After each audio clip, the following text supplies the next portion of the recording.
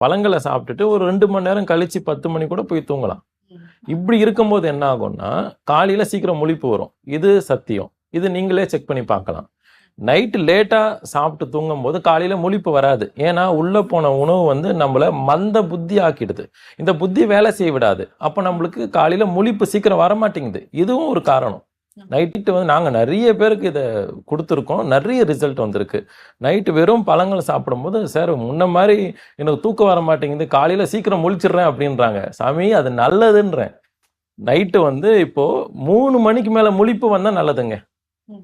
3 மணிக்கு முன்னாடி 1 மணியோ இல்ல 2 மணிக்கோ முழிச்சுட்டு தூக்கம் வரலன்னா அது கெட்டது. 3 மணிக்கு மேலன்றதே பிரம்ம முகூர்த்தம்னு சொல்ல காரணம் வந்து அந்த காலத்துல இருந்தே அது ஒரு பெரிய விஷயமாவே பார்க்குறாங்க.